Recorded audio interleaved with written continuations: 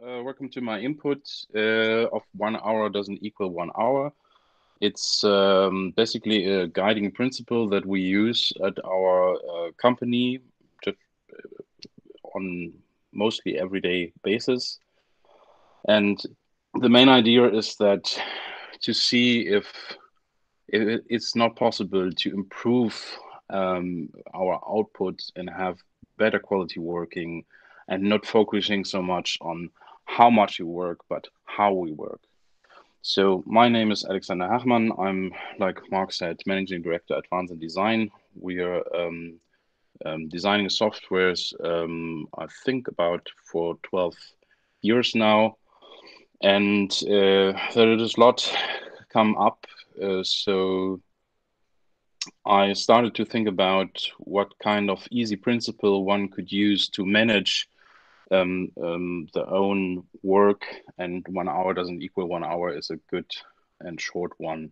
It has many implications, but I think we will have only a short time, so we will glance at some. If you want to know more about me, just visit the link alex.wahnsinn.design. So I wanted to start with a story.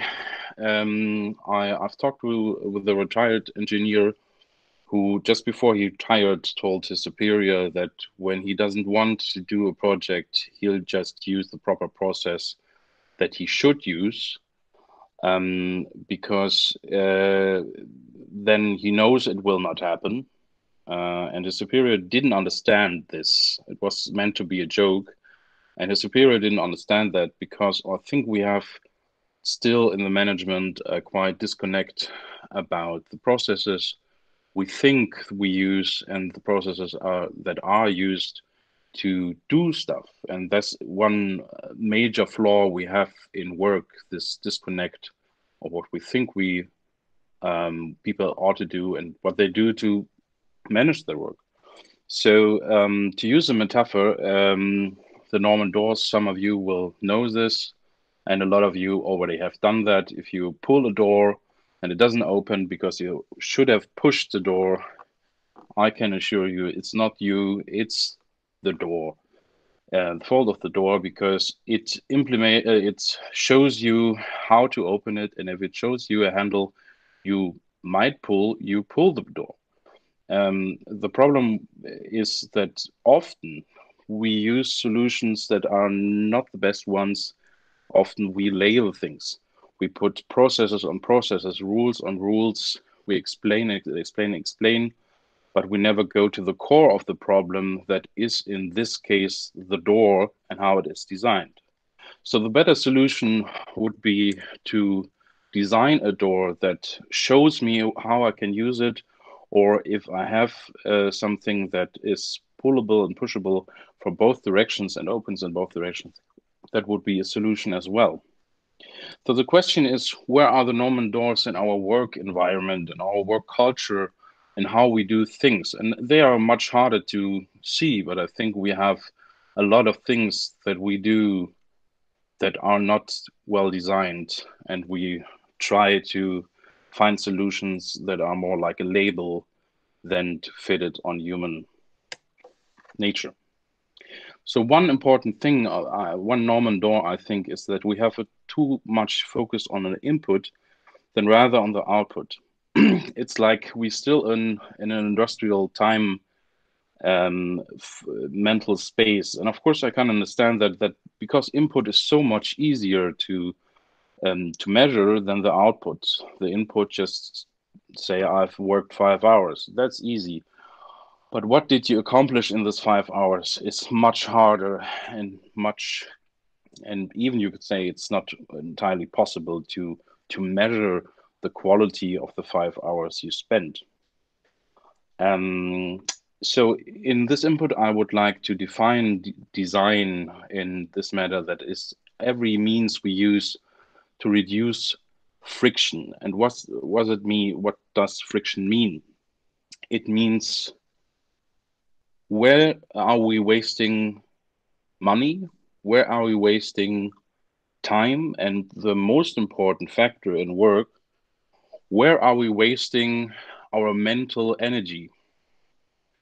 So I'm pretty sure you have that in your life experience, that if you have a meeting and it's really going bad and it's just 1 hour meeting, but this bad experience will waste not only the hour you spend in it, but it will waste maybe the whole day, maybe the whole week, or even if it's a really bad meeting, the whole month will be less productive because you're preoccupied, for example, with the problems of that, how to solve that, what may I do.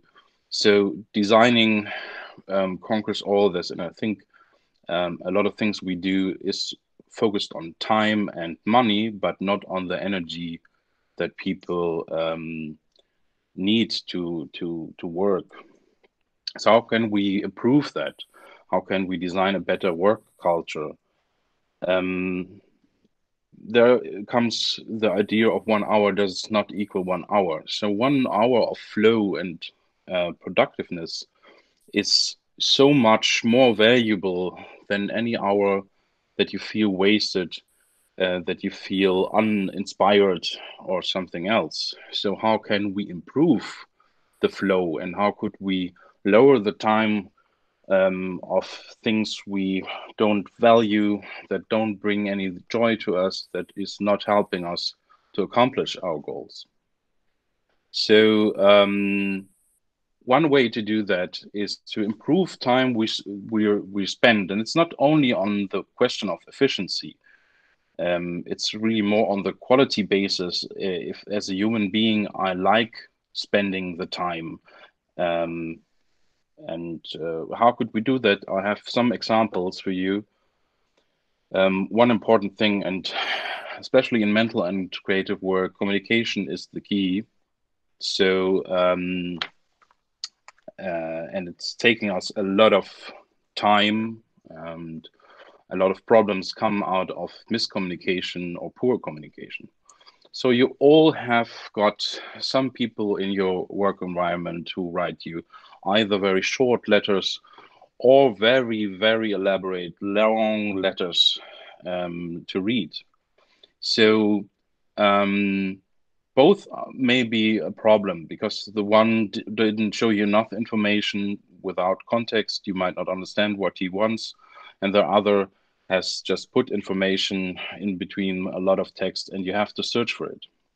And nobody tells us how to communicate. We all need that in workspace, but we all think we are great communicators. Why shouldn't we? We communicate all the time. Certainly, we are great in that.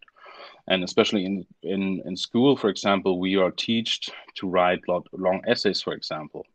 When did you have write a good letter, for example? And there's a saying, I would love to have sent you a shorter letter, but I didn't have the time to do that. But because, of course, communication takes time, especially to have a good short version of communication. And it's a culture thing. We also learned that it is not the best way to send an email to everybody in every case. I'm so glad that that has finished by now, that we send everybody in CC. And it's not only the question of if I'm a digital native or not, because, for example, especially with the young people working at our office, I often have to tell them the difference between social communication and information, for example.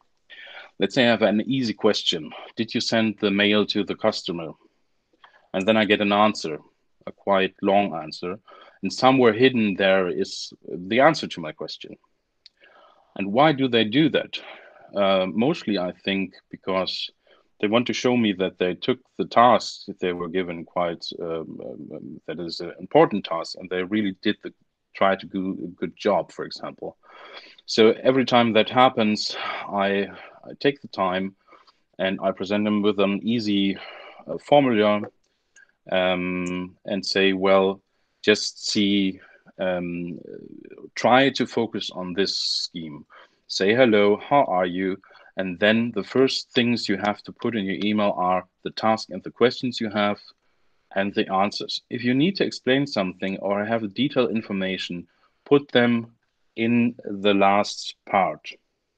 Because if you're Not doing that, I don't have the time to read it maybe, and something gets delayed. People might not get the questions or the task they have to do, and everything is delayed. And my experience is that most projects have a lack of communication quality, not and that's really something we should teach people, teach communication. And it's not about doing just a 2 hour workshop or making company policies about communication. It's teaching people how their way of communication changes how people interact with them, how things could be different. And also, of course, there is no perfect communication because people need different kind of. Someone reads short messages, another one might like a lot of information. And if you have noticed, all I have talked about is not a technology question, because a very important thing is that often in my line of work, I have to tell my customers that technology doesn't solve social or cultural questions. And a lot of things where it doesn't work is not a technological problem. It's a social or cultural problem. I have an example for you. There was once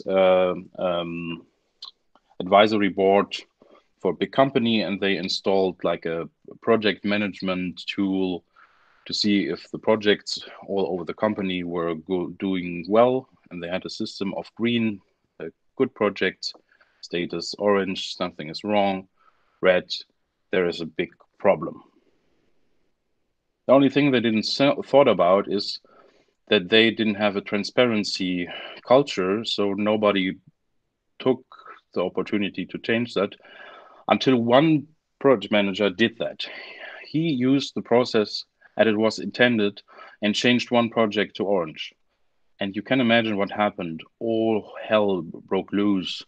And in that moment, everybody in the company learned never put a project on something else than green.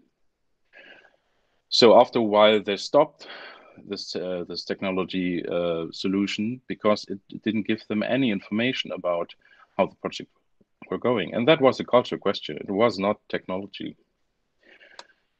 So how could we improve further if we use 1 hour doesn't equal 1 hour? Is, for example, to give employees time to improve, and we do that. At least once a month, there is a so-called improve group where an employee gets time in his normal work hour to learn whatever he likes to learn. It doesn't have to be work related even. And the only thing we tell them is your responsibility is to be self-sufficient. That means take your topic, take your pace, choose your method, and reevaluate if you're learning the way you learn now is the best way you can do it. And if you need anything, if it's books, courses, mentors, just tell us. And if it's not too much, we will try to help you with that.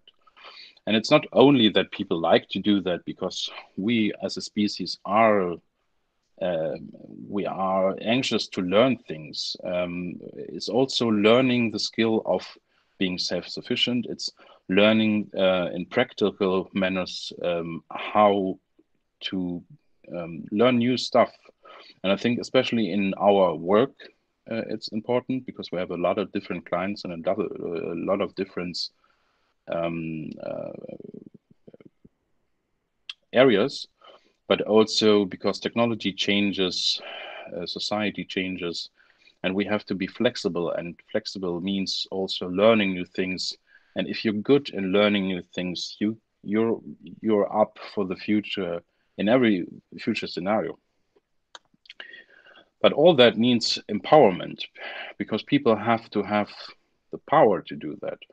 Not only that, but also we, for example, have meetings where we say, well, what's hindering you of having a great workday, to have a great output?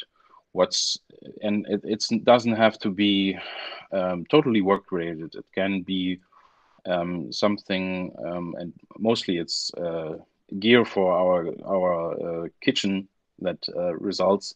But also then they if they need anything to work better, we can provide it, and they need the feeling that they are in control to better the work. That is very important to improve oneself.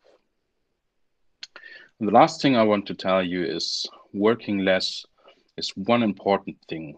I was for a long time a workaholic. I worked lots of hours, and it was a hard time to learn that working less is better than working a lot. And I will tell you one reason. Not only does it make you happier, but a system needs to be more flexible than it needs to be efficient. You all know that. If you plan your day and you have planned every minute of every hour in your day perfectly, if anything just a little bit tiny happens, your whole system, your whole plan goes down the pipes. So, in that manner, a system needs to be flexible to accommodate things that happen. So, by having less stressful work, if there is something important and urgent, you have the capacity to be very quick and be very good in managing that. And I think that's something we notice in the crisis now, that if you have a very efficient system, it is not so flexible. So you need this space in between to have a flexible system that can move around. So if you want to be creative and have meaningful and fulfilling life and work, we need to take the human kind and fit work to it, and not the opposite around. And that's still what we do. So in the end, work smart, not hard, because 1 hour just doesn't equal 1 hour. And thank you, and be safe.